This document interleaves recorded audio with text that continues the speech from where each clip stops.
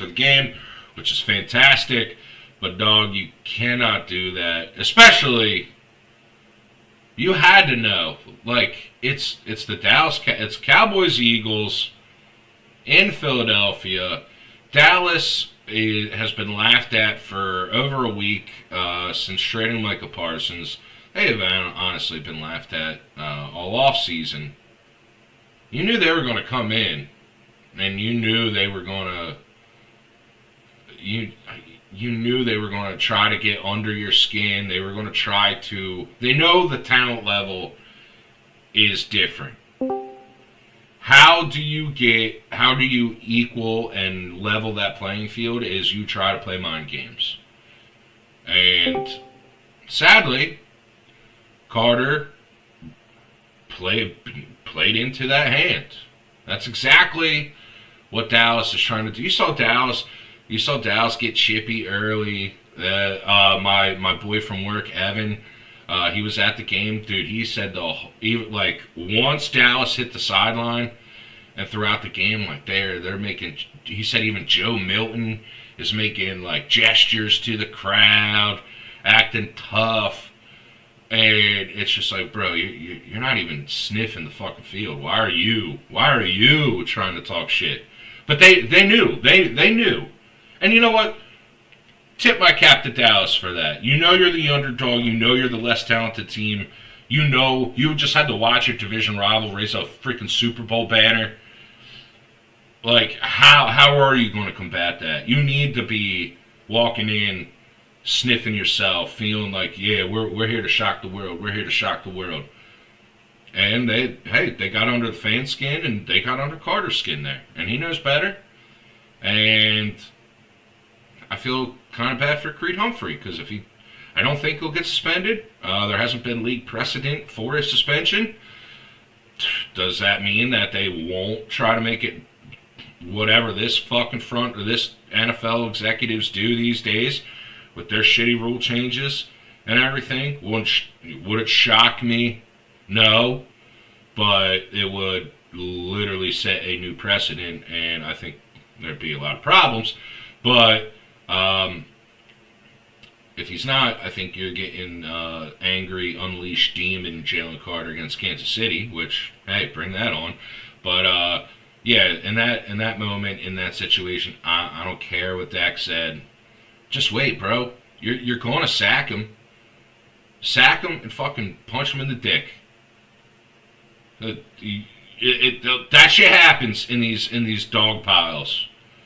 There's a lot of shit that we would, if they slow-moed it down and focused on it, we'd be like, oh, yo, that's fucked up. But dude, do that. You know you're going to hit the shit out of him. You know they can't block you. Don't spit on him.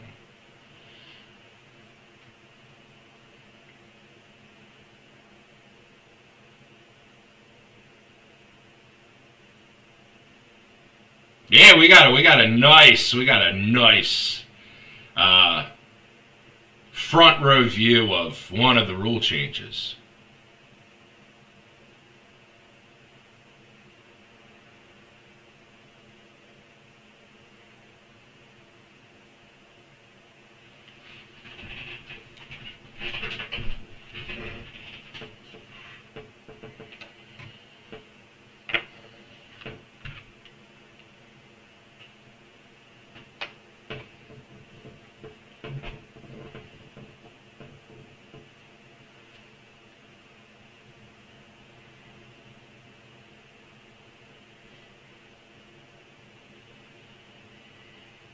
Clear as day, the personal foul on Nolan Smith.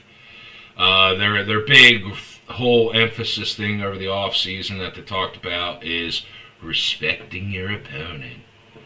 And what you get is Nolan Smith gets a nice tackle for loss, a flex, even, and the player couldn't see him. It was behind his back.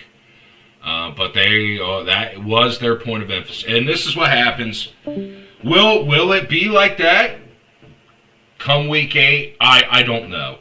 But every year when they go into the offseason and the preseason, there's always a rule of emphasis that they're trying to reiterate and focus on. Last year it was the hip drop tackle and ineligible lineman downfield.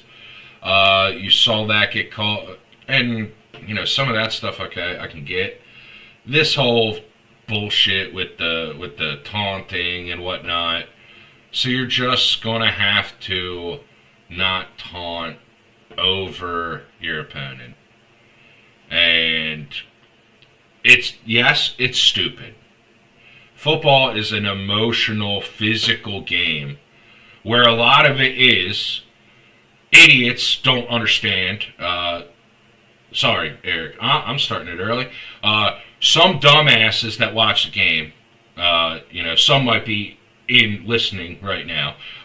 Some dumbasses that watch the game can only see the big picture, but a lot of football is one-on-one.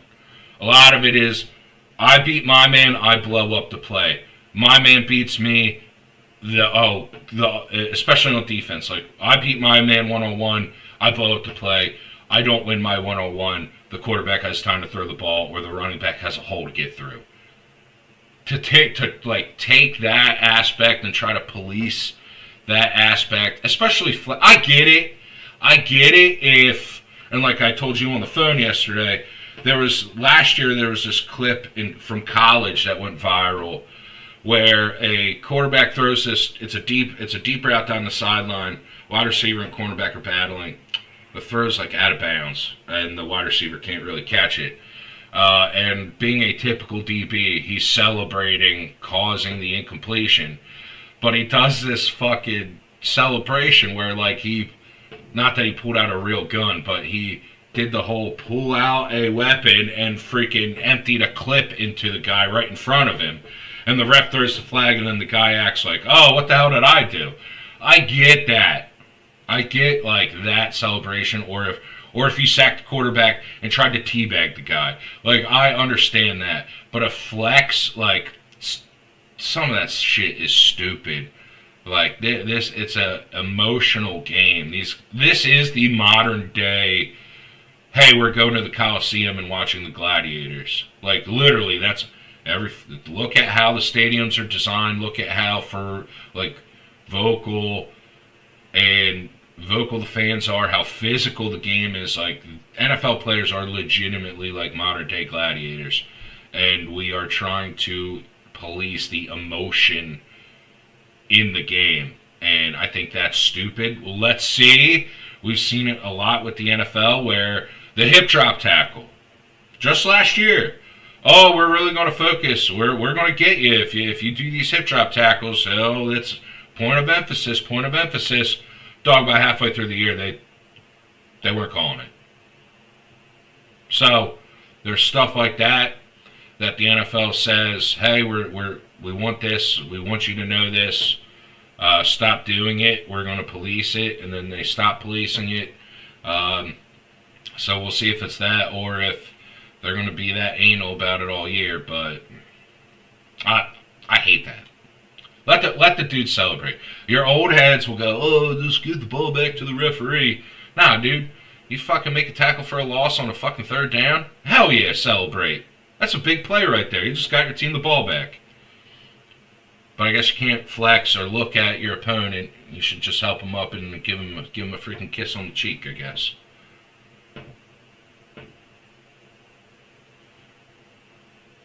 Troy Vincent, no,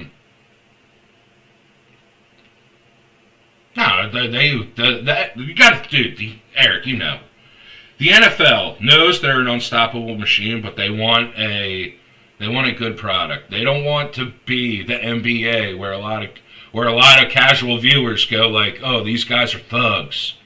Like they don't want that.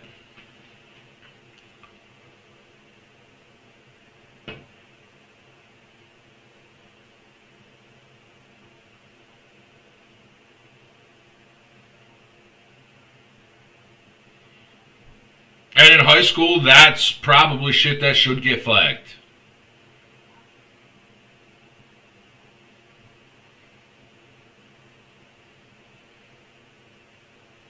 Yeah.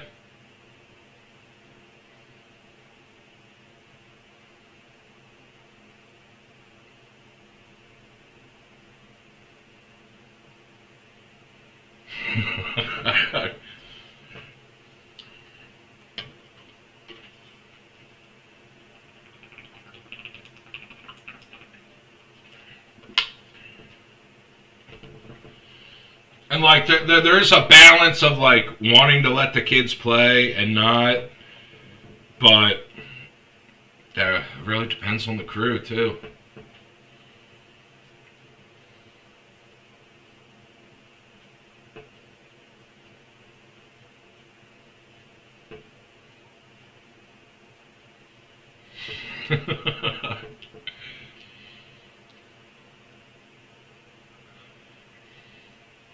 The refs getting a workout. Working on their fucking beanbag toss.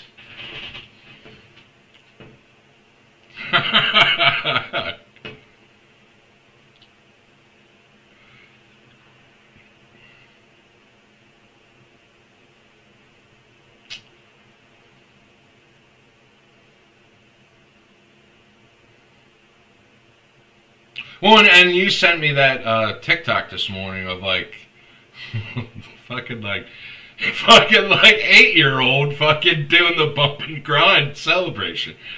That's the shit that they're looking for. Oh, they do. There's guys that do this shit in the league all the time. And guess what? It's obviously a lot like some of this shit you can't see, you don't see in the pros. Like some of that shit you don't see in the pros, and they'll see it from somewhere else. But like the NFL is, yeah, good point, Tom. They fined you for it, but they said it was going to be a penalty and a fine. They stopped penalizing it. They gave you a fine. This might be the type. This might be what it turns into. Like they do this shit. The NFL is so obsessed with their image because one, you're the top dog, so any bad, and and some of it's deserved. Like you've had like Deshaun Watson being a fucking creep, he gets a fully guaranteed contract. Now, is that really something that realistically the NFL could have kiboshed? Probably. You could probably go like, bro, like we don't want this guy being the highest paid player in our league, like. But there's this fine gray. There's this gray area, and some guys get 4 games for domestic violence. And is that enough? Is that not enough? All that shit. So like the NFL has this image where like they are the top dog. People want them to fall down, but also anything that they do is heavily scrutinized. So, but they want this clean, tidy PR image. They are trying to grow the game. They got a fucking TV deal that they want to get in a year and a half. Like, so they want it to look as good and clean as possible. But this could turn into the type of thing where we're looking back. Like, we probably won't remember this. It could be that we won't remember this call 8 weeks from now. Or where it gets to the point where they really stop calling it and we're going, wow, do you remember like Nolan Smith got a freaking penalty for flexing on a dude behind him and that type of thing. But especially, yes, the referee crews work the preseason. You have to, like, these refs over the first 4 weeks, this shouldn't be fucking rocket science either. Because I remember reading, some of these ticky-tack calls about the pass interferences. The refs are out to get the Eagles.